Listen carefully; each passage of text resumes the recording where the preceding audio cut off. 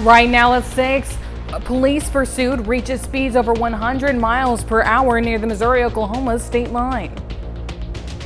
And we've got a chilly start to the day. Showers have moved on, but temperatures falling through the day, winds increasing through the day. Look at your forecast coming up.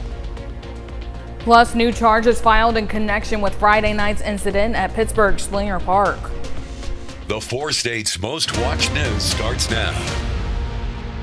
Well, good morning and welcome to the KOAM Morning News at 6 a.m. I'm Samantha Walker. And I'm Chris Warner. It is now Wednesday, January the 14th. We are just about halfway through the month, halfway through this week, and we were spoiled the last couple of days. The boys wanted to play hide and seek last night, and I promised them I would. I'm always tired. You know, they get home late, and then by the time they get home, I've got like 2 hours before it's time to start going to bed. But they wanted to do it. It was a good night to be out, so hopefully you enjoyed it, because the next few days are not going to be so good to be out.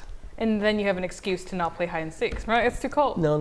We'll find a way to do it in the house. I don't know how, but they will find a way to do it inside, and that's okay. There's nothing wrong with some hide and seek. Even as a grown-up, it still is kind of fun. I used to play with all my kids, my friends. We should do like a station hide and seek. I feel like there's a lot of places you'd take years to find people here. Well, if you are hiding or seeking, or you're just waking up, hitting the coffee, going, "What in the world are these people talking about?" That's all right too. It's Wednesday, and it is going to be a chilly day, a very breezy day as well. We're going to start with our live look from downtown Pittsburgh. We've got cloudy skies out there. Skies are going to clear from north to south, so some of you will end up with clear skies before others do, but we will start to clear out. We've seen the camera shake occasionally. The winds haven't really ramped up too much yet, but they will increase through the morning, and that's going to make it feel even colder.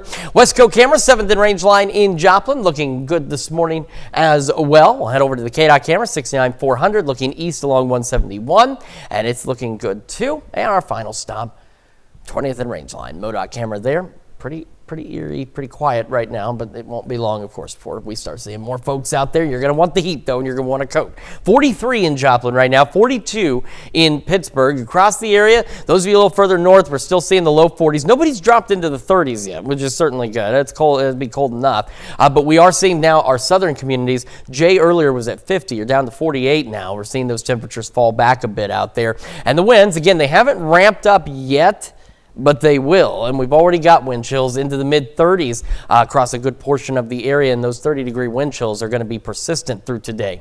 As the skies clear on out, we'll get some sunshine. North winds, again, gusting to 35. As our temperatures fall, of course, the wind chill will fall accordingly, but we're looking at wind chills initially into the 30s, eventually dropping into the 20s, and then we'll end up in the teens overnight tonight. Kids heading to school, cloudy skies, mid-40s, lunch and recess, low 40s as they head home, and that goes into our highs today. Just that reminder that, for record-keeping purposes, our highs today probably almost 50 degrees.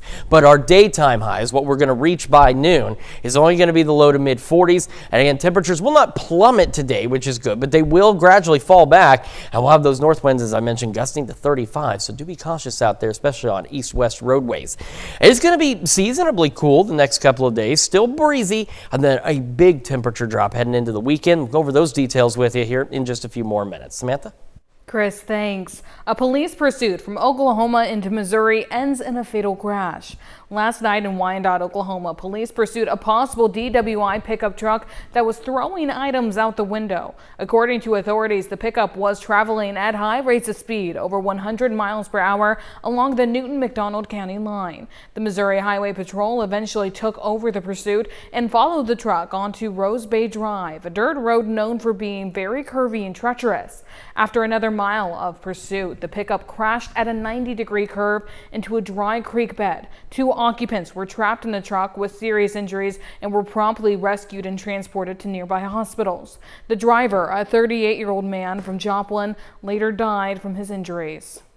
Well, a Nevada police investigation is underway after Missouri's state fire marshal says yesterday's house fire in Nevada was intentionally set.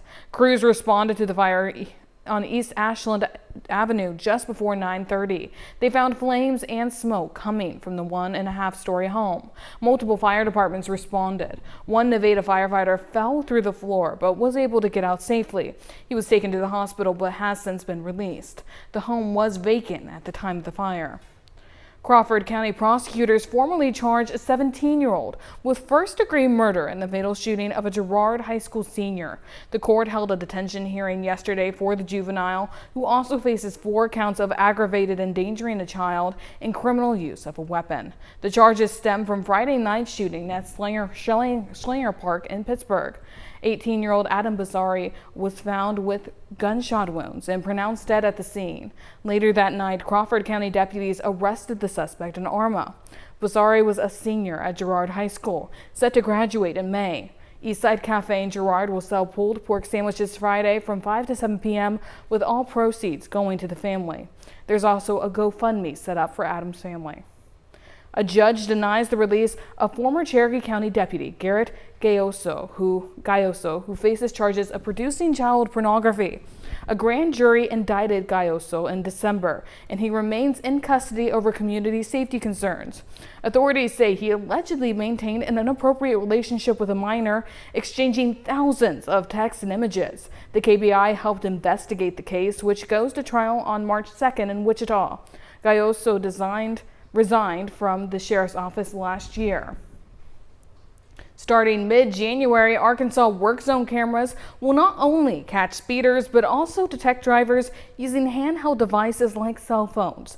The Arkansas Highway Patrol says using a handheld device in a work zone is illegal and hard to enforce until now.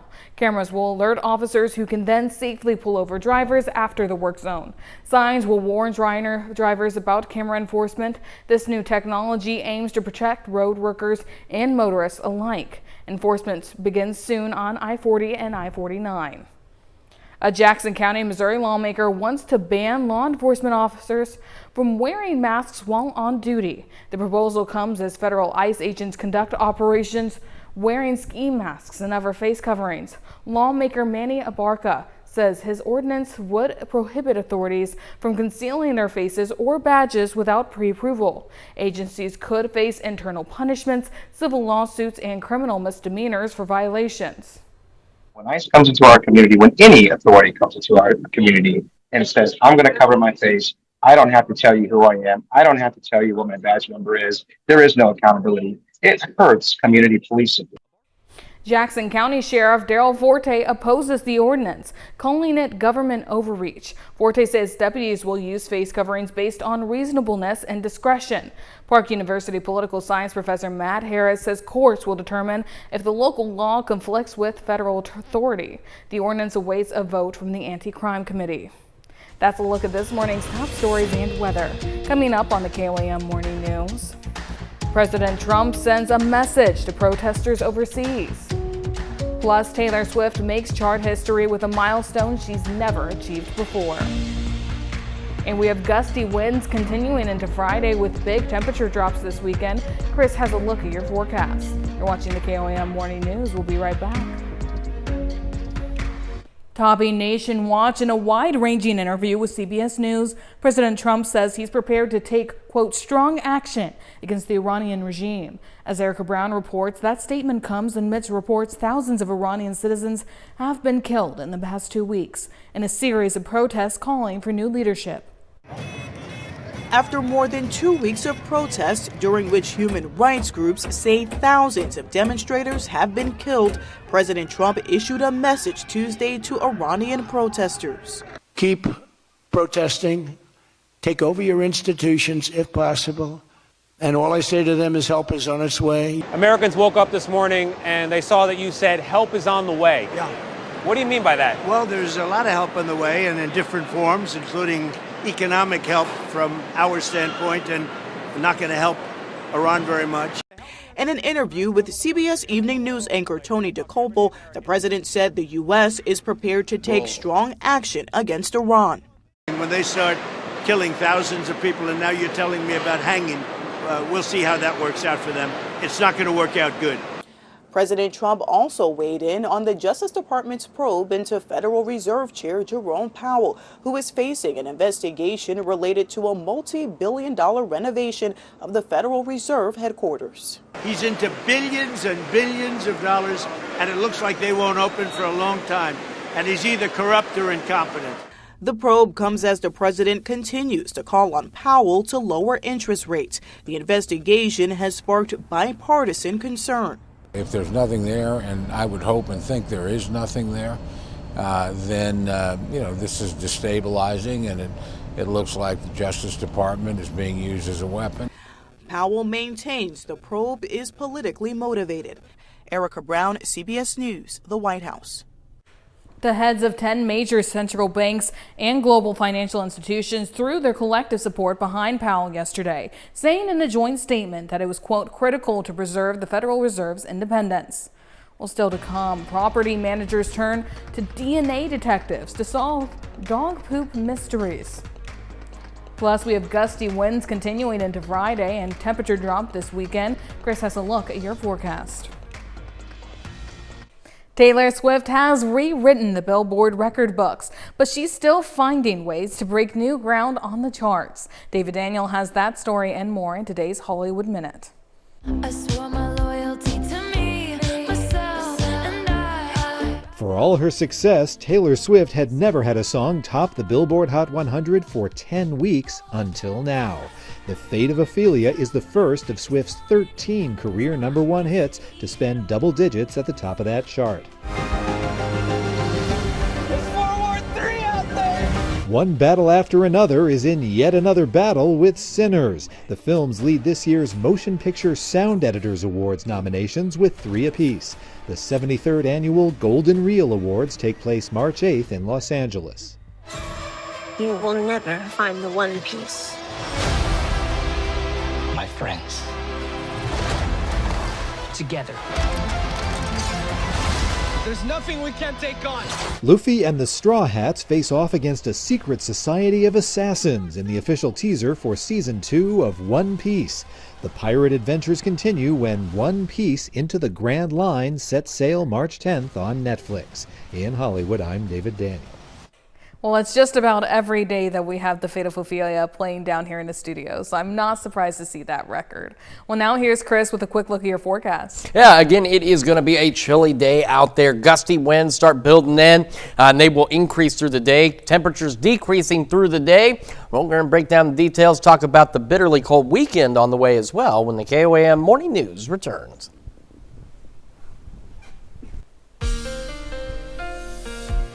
Welcome back to the KOAM Morning News, 6:19 now on this Wednesday morning. We're going to start, of course, with the future track. Now, winds, we've again been seeing our camera downtown Pittsburgh shake occasionally. They're starting to increase, and they will continue to do so through the morning out of the north. Skies will clear from north to south, so some of you will end up with clear skies before others do. But as our temperatures fall back and those winds increase, we're looking at wind chills dropping into the 30s, the 20s, and eventually tonight back into the teens for some of us. Even though the winds will be lighter tonight, it's still going to be just enough to keep us quite cold out there. Now, as we head into Thursday, we start just a few clouds. We're looking at partly cloudy skies. Winds will shift out of the southwest. They'll still be gusting, this time up to about 25 miles an hour. That allows our temperatures, though, to warm. We'll be at or just a couple of degrees above average as we head into Thursday, and the same will be true for our Friday. Late Thursday into Friday, clouds begin to increase. We're looking at mostly cloudy skies to start our Friday. Now, we were looking at the potential for some clearing by Friday afternoon, even briefly, but right now, Future Track is starting to say, that may not take place. We may be stuck with mostly cloudy skies throughout the day on Friday, and winds will shift out of the northwest, still gusting upwards of 25 miles an hour or so. So it's breezy the next few days. Now, this future track runs out of data at midnight, but you can see where it starts to show some of these light snow showers as we head into about midnight and going into Saturday. And throughout the day Saturday, flurries are going to be possible, but like drizzle, it's not going to show up on future track very well, won't show up on radar very well, and we're not expecting much of anything out of it, but don't be surprised Saturday if you see some flurries blowing around here and there. As for today, temperatures just kind of hovering in the low 40s. Again, skies clearing, so depending on where you are, you may have varying stages of clear skies as we head through the morning. Now, those north winds are sustained at 20 to 25 with gusts to 35. So if you're traveling on any east-west highways, especially in high-profile vehicles, you need to take it easy out there. As I've mentioned through the morning, because there's going to be somebody, I'm sure, who's going to miss this. I might get an email tomorrow. Our technical highs today are near 50. but our daytime highs are in the low to mid 40s. That daytime high is as warm as we're going to get as we head into the afternoon, where we would traditionally reach peak heating. And again, that is because temperatures will be falling through the afternoon, and they don't move much. Like where we are now, we don't do a lot of moving between here and noon before they start to fall. But again, technically speaking, for record-keeping purposes, our highs today were near 50 degrees, but that happened in many cases about 2 or 3 hours ago. Clear skies through the evening, upper 20s by 10. As I mentioned, the winds ease up, northwest 5 to 10, but with temperatures about 20, that's what keeps those wind chills down into the teens overnight tonight and to start our Thursday. Mid 40s tomorrow into Friday. Again, breezy southwest winds tomorrow, northwest winds on Friday. That starts to bring in colder air. And as we head into the weekend, a few flurries on Saturday. Again, no accumulations expected, but we could see a few out there. We're going to get very cold, about 10 Saturday nights. That means some of you will be in the single digits, which also means even with a light breeze Saturday night, we're talking wind chills near zero across most of the area. Only into the upper 20s and low 30s on Sunday. Very cold. We'll have the sunshine, but it will be very cold out there, well below average. We stay below normal Monday and Tuesday, with overnight lows staying pretty darn cold. But as we roll into the second half of next week, temperatures start to warm, maybe even some low 60s, and maybe even some shower chances next Friday. That's Check Your Forecast. We're going to send it over to Samantha now with Health Watch. Thanks, Chris. A major milestone for the nation's fight against cancer. A recent study from the American Cancer Society finds for the first time 70% of those diagnosed with cancer survive 5 years after their diagnosis. Data shows a large improvement in cancer survival rates from previous decades. In the 1970s, nearly 50% of those diagnosed with cancer in the U.S. lived after 5 years. However, the American Cancer Society estimates that 4.8 million cancer deaths were prevented from 1991 to 2023. The report attributes this to more advanced treatment methods, an increase in early detection screenings, and decreased tobacco use. Well, if you've ever stepped in it, you know what's left behind by dogs on sidewalks can ruin a day. Dog owners who don't scoop can create unhealthy and frustrating problems for neighbors. As Bradley Blackburn explains, some communities are turning to a cutting-edge tool for help. At the Hudson Harbor condos in Edgewater, New Jersey, Christina Ortiz is a kind of detective for a certain kind of crime. Oh, there's a sample. Yeah, I know. Well, it stepped on one. As property manager here, it's her job to deal with delinquent dog droppings left by owners who don't follow the rules. People like to accuse each other when they don't necessarily have all the facts. So Hudson Harbor turned to a company called Poo Prints that promises to help solve this mystery in a surprising way. Part of my job is literally going to be to mail poop. Like, who says that? Here's how it works. Small samples of droppings are sent via vial for DNA testing at this Tennessee lab and compared to a database of dogs. Every resident pup is required to be swabbed so their genetic information can be kept on file. If there's a match, properties can levy fines or punishments. The disease and bacteria that humans can pick up from dog poop and other dogs can be very dangerous. Poo Prints CEO Jay Redinger says it's a treatment for a public health issue. Dog feces can carry E. coli, salmonella, or parasites that spread on shoes or paws. I'll be honest, I did not know that poop has DNA in it. So it's kind of funny. A lot of people don't. As that poop is passing through the colon, it's pulling cells off of it, and that's where the DNA comes from. Neighborhood HOAs have signed up, so have campgrounds and dog parks, all looking for a high-tech deterrent to bad behavior. For responsible dog owners, that's a relief. I think it's wise. They need to really take care of their dogs. A DNA watchdog helping communities catch offenders and keep clean. Bradley Blackburn, CBS News, Edgewater, New Jersey.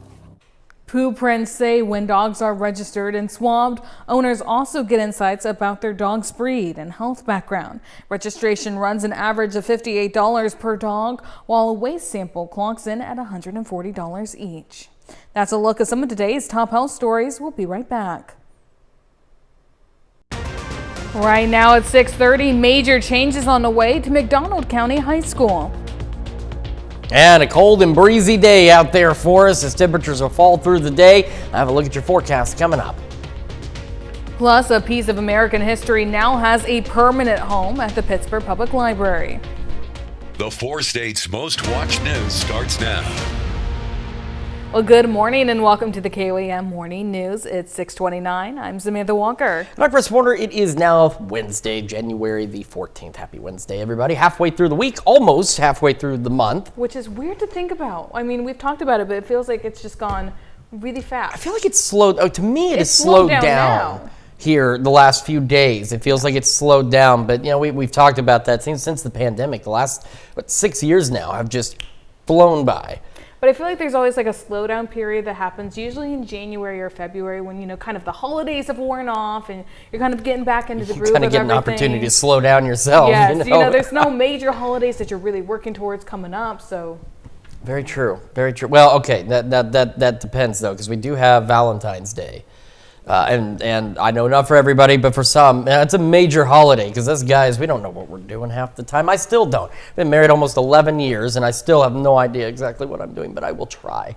So, guys, you should probably start preparing for Valentine's Day now because it's going to take as much planning as Christmas usually does. And while you're planning for it, if you're heading out, you're getting some ideas, or if you're just heading out because you got to, it's going to be cold. Grab the coat, send the kids out with the coat. It's already chilly, it's gonna be colder, and it'll be much colder this weekend. But first, our Wednesday, and we're gonna start right there with that live look from downtown Pittsburgh. We still have those cloudy skies out there.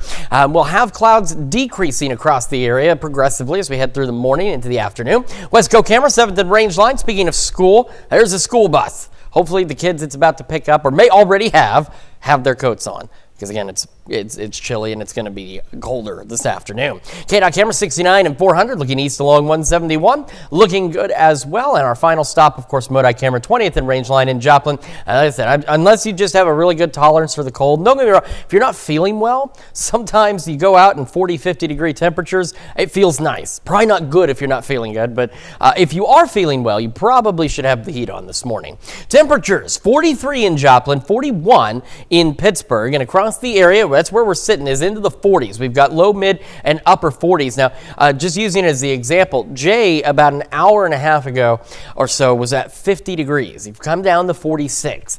So that goes back into that thing I was talking about with our official highs. Our official highs, like Jay, 50 degrees, even though you're not going to be anywhere near that the rest of this day. The winds, again, gradually starting to increase. We're seeing a slight drop in wind chills out there into the 30s across the area, and those winds will continue to pick up as we head through the morning into the afternoon. Again, skies clearing from north to south, and we'll have those clear skies building in. It will look nice outside. Again, it just isn't going to feel nice. With those gusty winds, as our temperatures drop, obviously, our wind chills will as well. Kids out the door, mid-40s. Lunch and recess, mid-40s. Heading home, low 40s. So like I said too, our temperatures don't plummet today, but they will drop.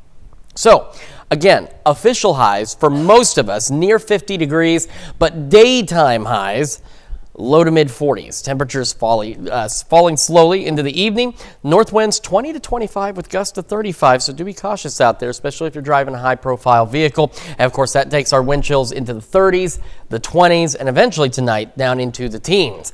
We're going to have another look at your forecast, talk about the seasonably cool weather on the way and the bitterly cold weekend ahead of us here in just a few more minutes. Samantha? Chris, thanks. Missouri Governor Mike Kehoe delivered his first State of the State address, calling for the elimination of the state's individual income tax within 5 years. Kehoe wants voters to decide the issue at the ballot box this year. He says Missouri isn't competitive enough, and to change that, we must first change the state's tax structure. From our cities to our small towns, I hear the same message. It's time to compete. It's time to win. And it's time to show the country what the Show Me State is truly made of.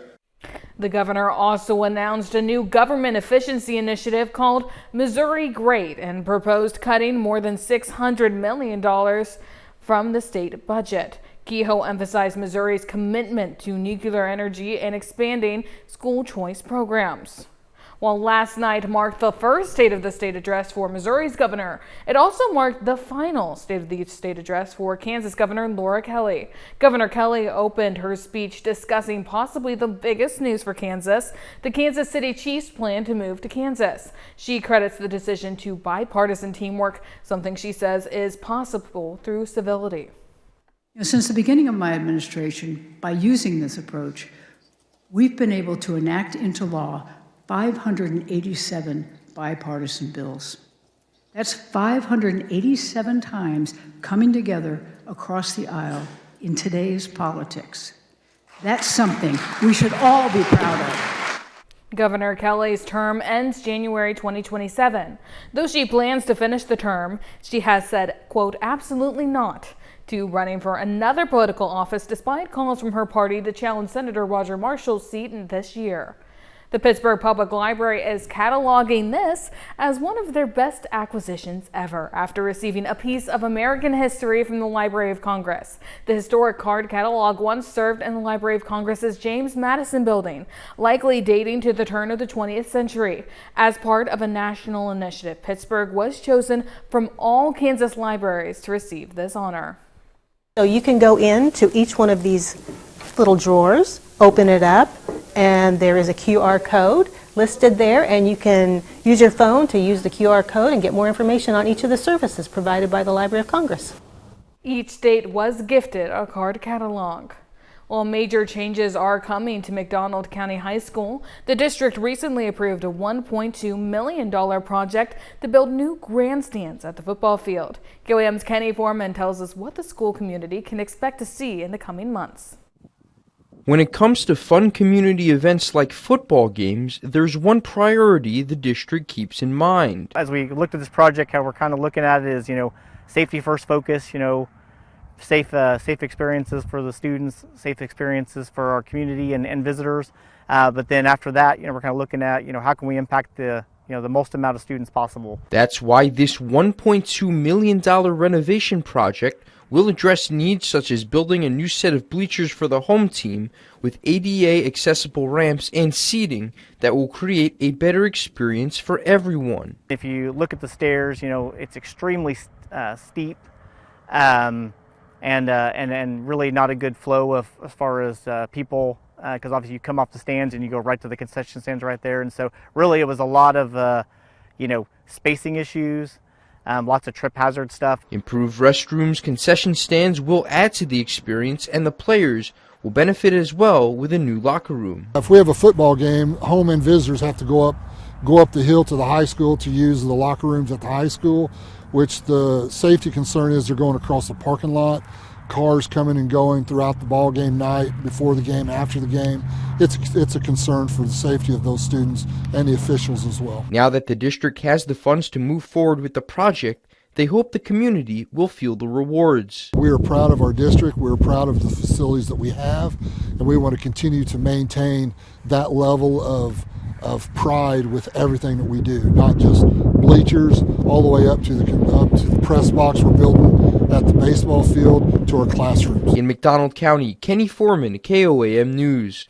The bleachers are expected to be completed before the next football season, and the goal is to finish the locker room and concession stands before the following season.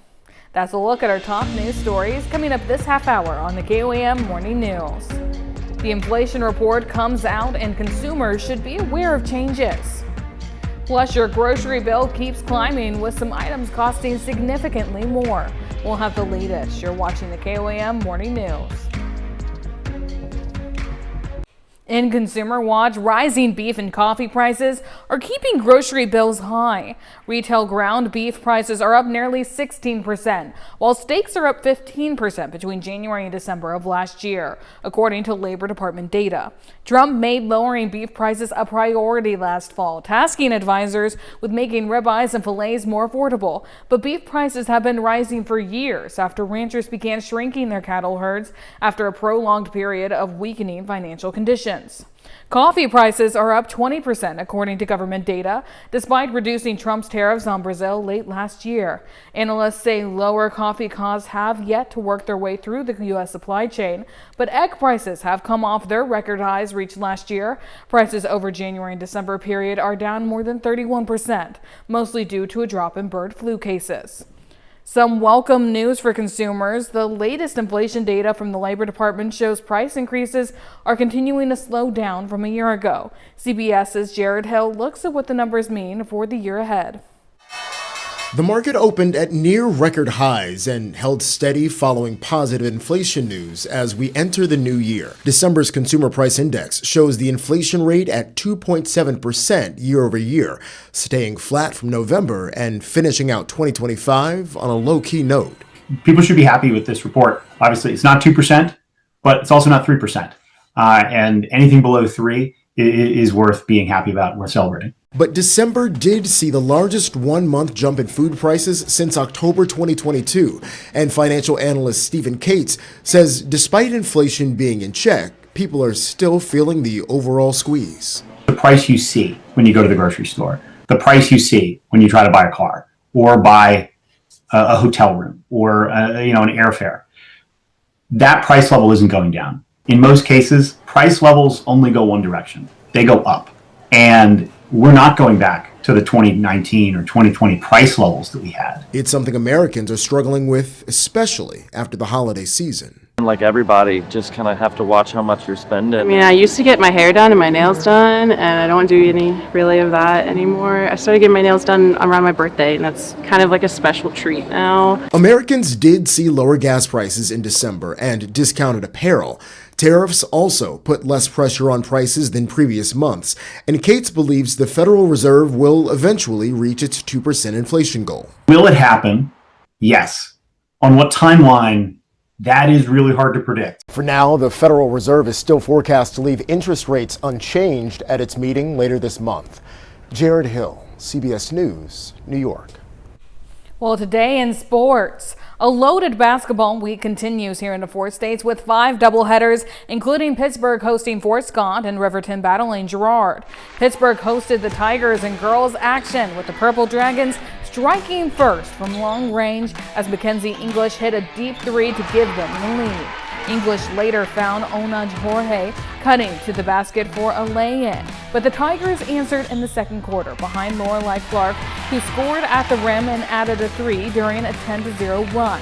Pittsburgh regrouped after halftime and used a strong second half to retake control, defeating the Tigers 47-39.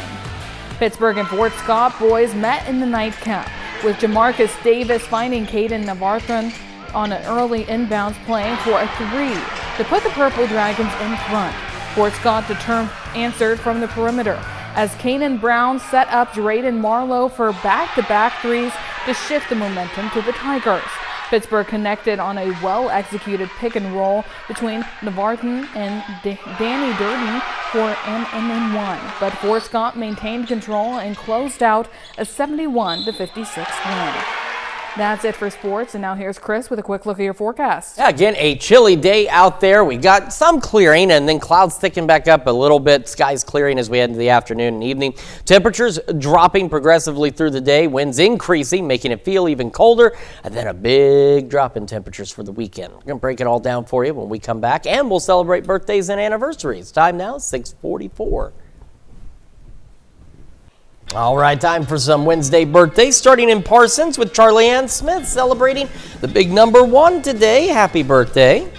Also celebrating birthday number 1 in Webb City, Missouri, Jackson Barnett is celebrating another year. It says, "We love you, Grandma, Papa, Mom, Dad, aunts, brothers, and sisters." Happy birthday, Jackson.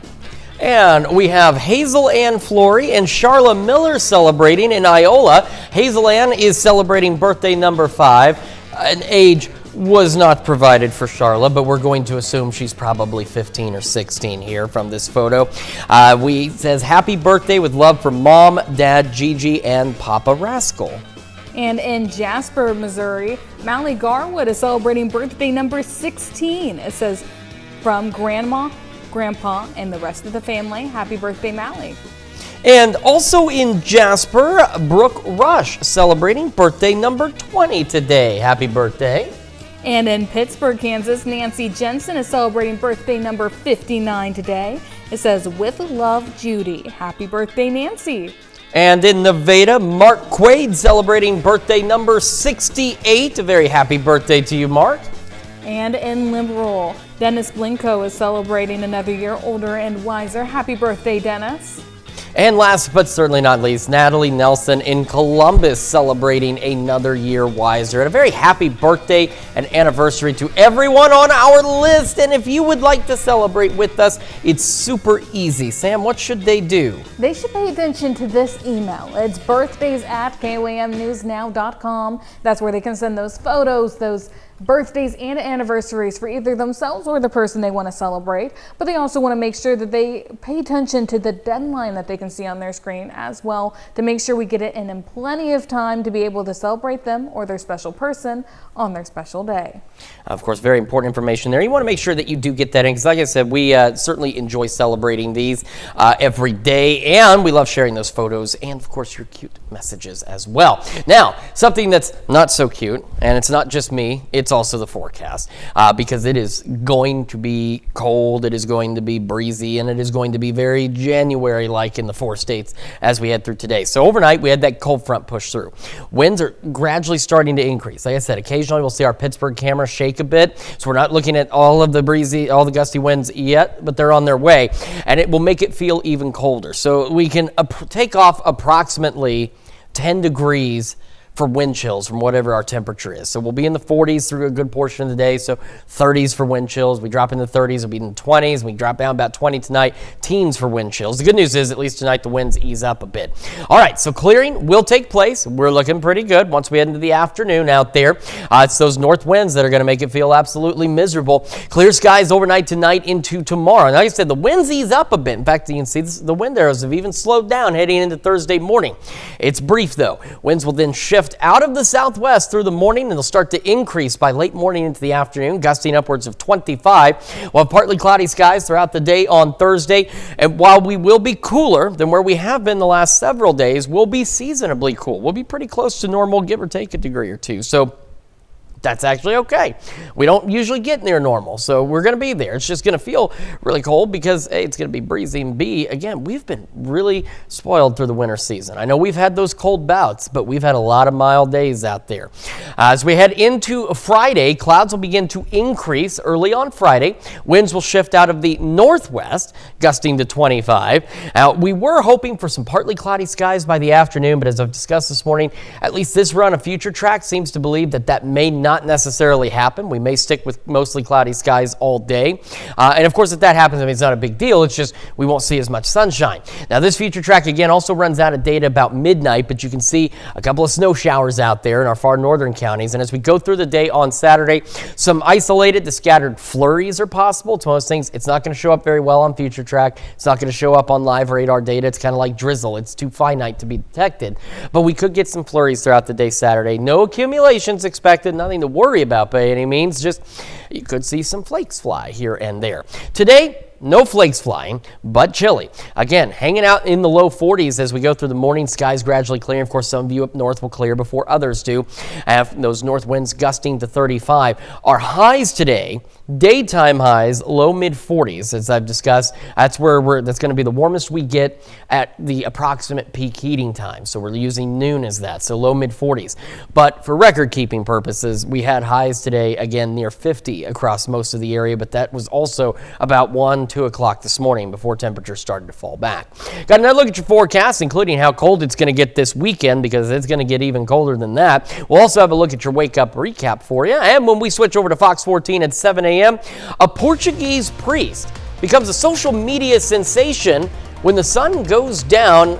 His hymns exchanged for house music. We'll go over those details with you and a lot more at 7 a.m. This is your Wake Up Recap for January 14th, your top stories to start your day. Last night in Wyandotte, Oklahoma, police pursued a possible DWI pickup truck that was throwing items out the window. According to authorities, the pickup was traveling at high rates of speed, over 100 miles per hour along the Newton-McDonald County line. The pickup eventually crashed at a 90-degree curve into a dry creek bed. 2 occupants were trapped in the vehicle with serious injuries and were promptly rescued and transported to nearby hospitals. The driver, a 38-year-old man from Joplin, later died from his injuries.